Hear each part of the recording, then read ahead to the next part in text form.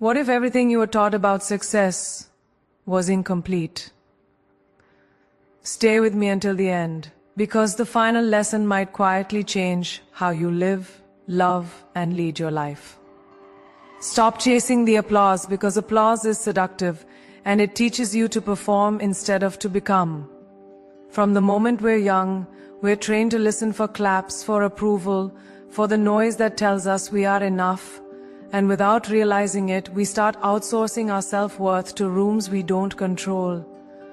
I've walked into rooms where my name was unknown, where the accent was different, where the rules were unspoken, and I learned very quickly that applause is unreliable. It rises fast, but it disappears even faster. One day you are celebrated, the next day forgotten, and if your identity is built on that sound, you will keep running breathless, trying to recreate a moment that was never meant to sustain you. Excellence, on the other hand, is quiet.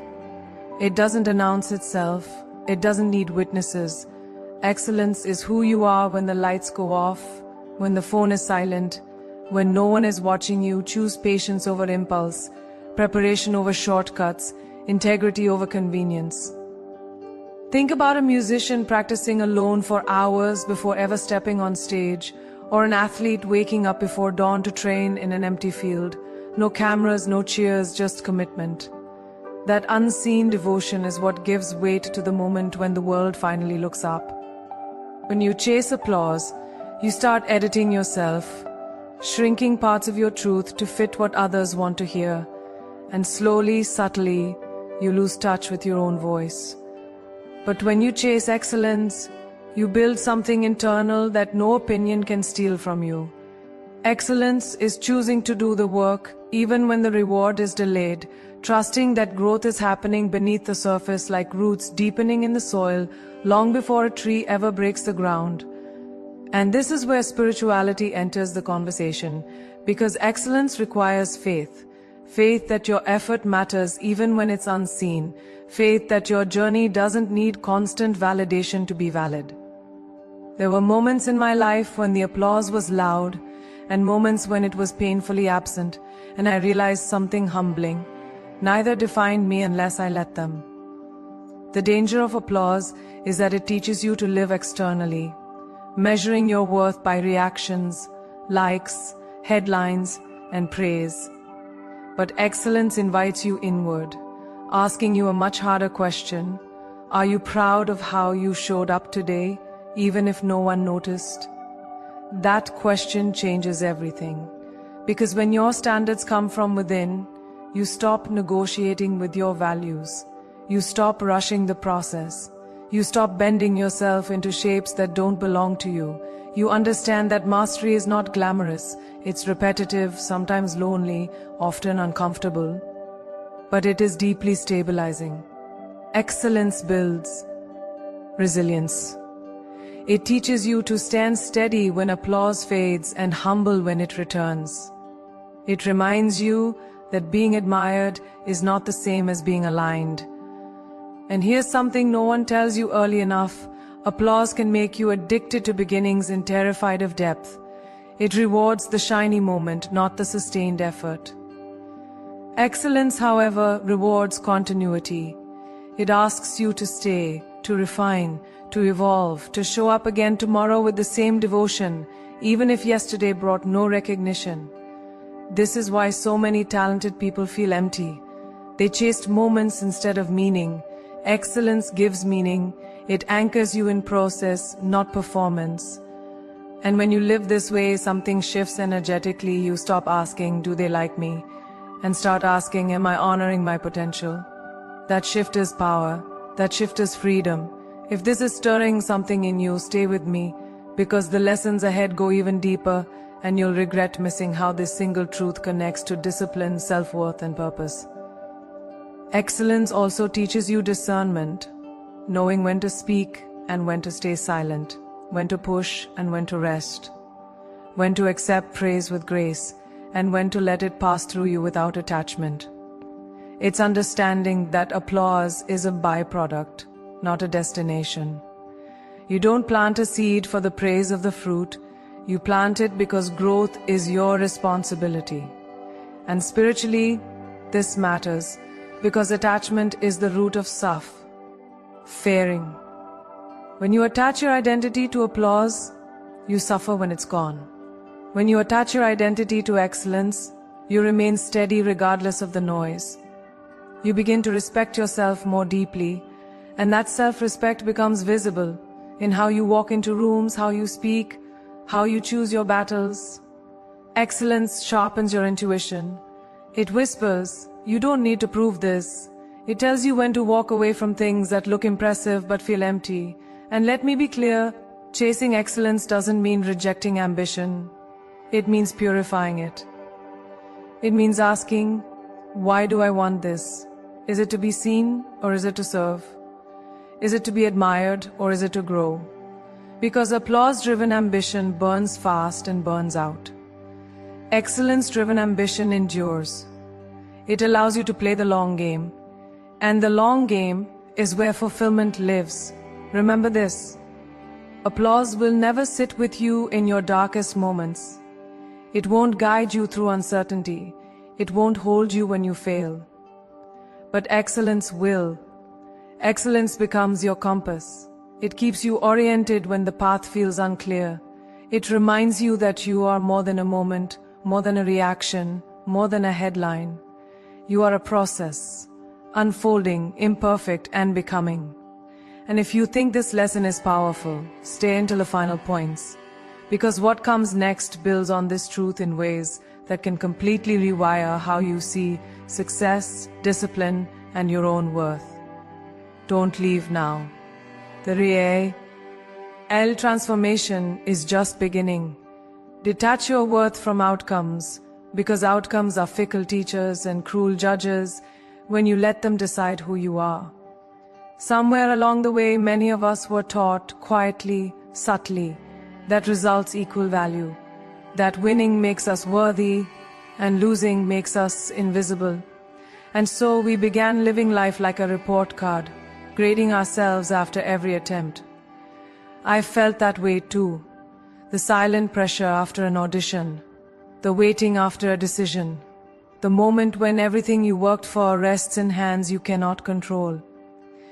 And here's the truth that took me years to fully understand. Outcomes are not reflections of your essence, they are reflections of timing, circumstance, alignment, and sometimes sheer randomness. When you tie your self-worth to outcomes, you live in a constant state of anxiety, bracing yourself for the verdict of the world. You're only as confident as your last win, only as calm as your next approval. But excellence, real excellence, asks you to step off that emotional roller coaster. It invites you to anchor your worth somewhere deeper, somewhere steadier, somewhere no external force can touch. Think of a seed planted in the soil. The seed doesn't panic if it doesn't see results the next day. It doesn't question its value because the surface looks unchanged. It trusts the process of becoming. And spiritually, that's one of the greatest lessons we can learn. Growth is often invisible before it is undeniable. When you detach from outcomes, you don't detach from effort, you detach from desperation. You show up fully, passionately, honestly, but you release the illusion that you can control how life responds. That release is not weakness, it is maturity. It is understanding that your responsibility ends with intention and action, not with the universe's timing. I've seen incredibly talented people collapse under the weight of unmet expectations, not because they lacked ability, but because they handed their power to results. And I've seen others walk through rejection with quiet strength because their identity was rooted in effort, learning, and self-respect. Detaching your worth doesn't mean you stop caring. It means you care without self-destruction. You allow yourself to fail without calling yourself a failure. You allow yourself to wait without believing you're behind. You allow yourself to be human. And this is where the inner shift happens. When outcomes stop defining you, feedback becomes information instead of a verdict. Success becomes gratitude instead of ego. Failure becomes instruction instead of shame. That shift changes how you move through the world. You stop chasing validation and start cultivating mastery. You stop performing for approval and start acting from alignment. And here's the paradox. When you release attachment to outcomes, you often perform better. Because fear loosens its grip. Because presence replaces panic. Because you're no longer trying to prove your worth, you're expressing it. There were moments in my journey where I gave everything I had, and the answer was still no. And in those moments, I had a choice. Let the outcome shrink me, or let the experience shape me. Detaching my worth didn't make the disappointment disappear, but it made it survivable. It allowed me to say, this didn't work out, and I am still whole. That sentence is freedom. It's also spiritual grounding, because faith is not trusting that things will always go your way. Faith is trusting that you will be okay even when they don't. When your worth is internal, rejection doesn't feel like erasure, delay doesn't feel like punishment, comparison loses its poison. You stop measuring your life against someone else's timeline because you understand that outcomes are not universal currencies. They are deeply personal intersections of readiness and opportunity. And if this resonates with you, stay with me, because the lessons ahead build directly on this truth, and missing them would mean missing the tools that help you live this understanding daily, not just intellectually. Detaching from outcomes also deepens your compassion for yourself and for others. You realize how much unseen effort exists behind every visible result. You stop judging people solely by what they've achieved and start honoring who they are becoming. And something beautiful happens. Your inner dialogue softens. Instead of asking, did I win? You ask, did I grow? Instead of asking, was I chosen? You ask, was I true? Those questions lead to peace. They lead to sustainability. They lead to a life that doesn't rise and fall with every external wave. Remember this, outcomes belong to the world, but effort belongs to you. Awareness belongs to you. Integrity belongs to you. And those are the things that build an unshakable sense of self. When you walk into a room carrying that energy, you are no longer seeking permission. You are offering presence. And presence is magnetic. So keep doing the work, keep showing up, keep learning. But loosen your grip on the result. Let excellence be your language, not success your identity.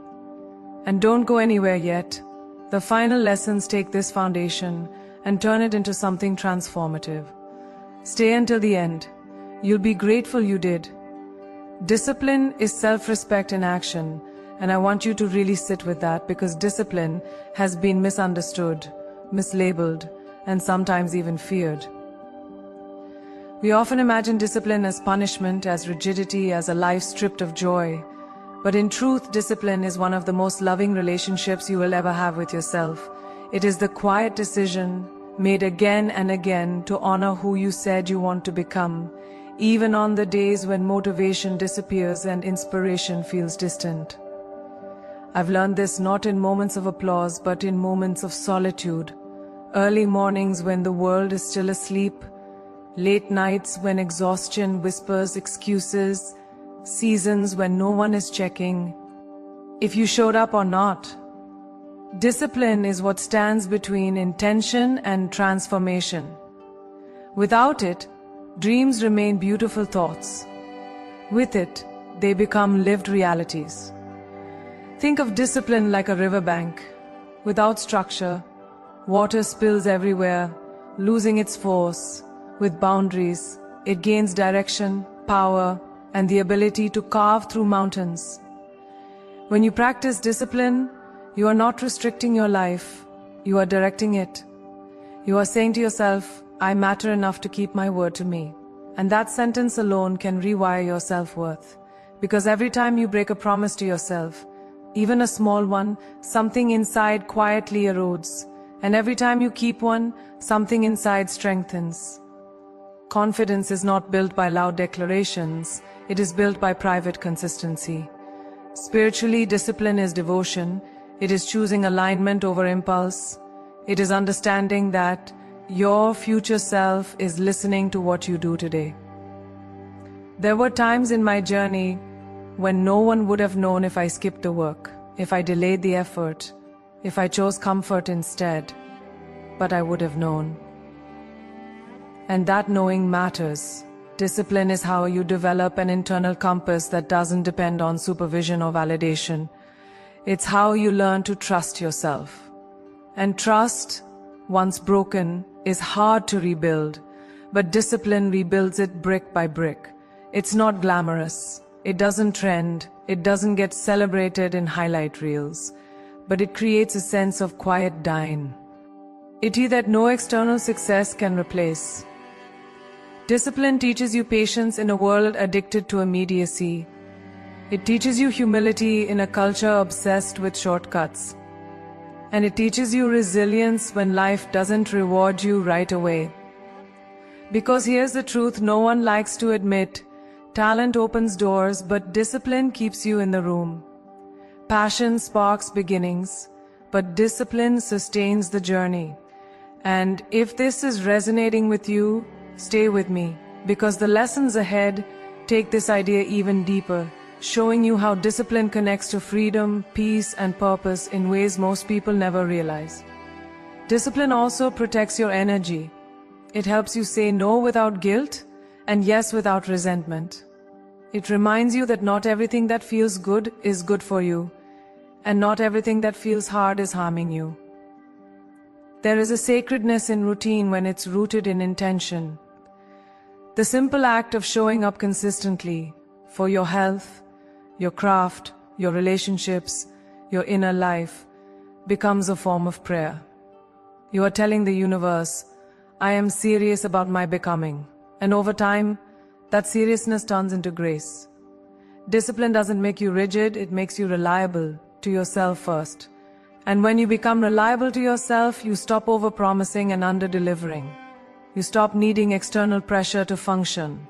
You move from being driven by fear to being guided by clarity. And clarity is powerful. Discipline also softens chaos. When life feels overwhelming, discipline gives you something solid to hold on to. A practice, a routine, a commitment that grounds you when emotions run high. It becomes an anchor, and that anchor allows you to experience life fully without being consumed by it. Remember this, discipline is not about doing more. It's about doing what matters, even when it's inconvenient. It's about choosing long-term fulfillment over short-term relief. And yes, there will be days when you fail, when you fall off, when you lose rhythm. Discipline is not perfection. It is the courage to return without self-contempt, to begin again without drama, to forgive yourself and recommit. That too is self-respect. If you carry this lesson forward, it will change how you see effort, how you handle setbacks, and how you define strength. And don't leave yet. The final lessons build directly on this truth. And missing them would mean missing the deeper meaning of why discipline ultimately leads not to control, but to inner freedom. Stay. The most transformative insights are still ahead. Embrace discomfort as a teacher, because comfort, while soothing, is rarely transformational. And if there is one truth life has taught me again and again, it's that every meaningful evolution begins at the edge of what feels familiar. Discomfort is not a sign that something is wrong. More often, it is a signal that something within you is waking up. Yet we are conditioned to avoid it, to numb it, to label it as failure or fear, when in reality, discomfort is life's most honest mentor. Think about it. Every time you have grown, truly grown, it came with unease. The first time you walked into a room where you didn't belong yet. The first time you spoke up even though your voice shook. The first time you chose uncertainty over stagnation. None of those moments felt safe, but all of them shaped you. Discomfort is the feeling of expansion before understanding catches up. It's like muscles tearing microscopically before they grow stronger, or a butterfly dissolving inside a cocoon before it can fly. We romanticize transformation, but we rarely talk about the messiness of becoming. And yet, that mess is sacred. Spiritually, discomfort is initiation. It's life asking, are you willing to trust yourself beyond what you already know? I've stood in places where everything felt unfamiliar. Language, culture, expectations. And in those moments, discomfort stripped me of my masks. It forced me to listen more deeply, to observe, to humble myself, to rebuild confidence from the inside out. And what I learned is this: comfort keeps you repeating who you've been. Discomfort invites you to discover who you can become. When you resist discomfort, you resist growth. When you lean into it with awareness, it becomes guidance. Fear and discomfort often travel together, but they are not the same. Fear says you're not capable. Discomfort says you're learning, and learning is holy work. When you stop running from discomfort, you begin to decode it. You ask better questions. What is this moment trying to teach me? Where am I being asked to stretch? What old identity